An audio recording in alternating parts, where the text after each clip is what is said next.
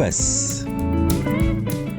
عمرك فكرت إن سر النجاح مش بس في الظروف اللي حواليك، لكن في الطريقة اللي بتفكر بيها؟ تخيل إن مجرد تدفق أفكار جديدة لعقلك ممكن يغير حياتك بالكامل مهما كانت الظروف اللي بتواجهها. خليني أكررها تاني، مهما كانت الصعوبات، المشكلة الأساسية لأي حد مش قادر يحقق نجاح في حياته مش في الظروف، لكن في طريقة التفكير الغلط اللي بتحركه. الحل إيه؟ يبدأ يصلح تفكيره ويمارس تفكير جديد سليم.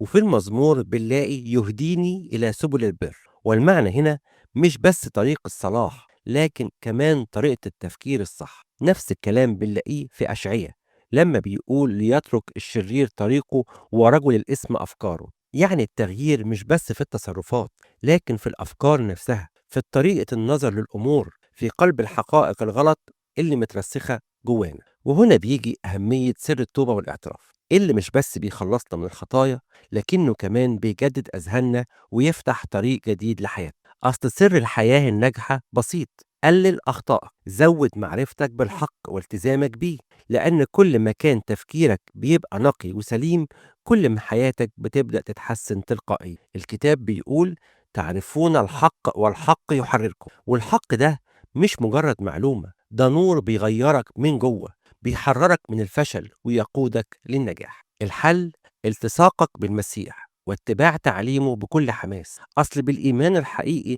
تقدر تغير أفكارك وعاداتك، وبسر التوبة والاعتراف بتبدأ حياة جديدة بدون رجوع للقديم. لما الأفكار تتغير الحياة كلها بتتغير، وانت تستحق حياة مليانة نور ونجاح وسلام. كلمتين وبس. إعداد وتقديم صموئيل القمص، ماجستير مشهورة من جامعة هولي صوفيا.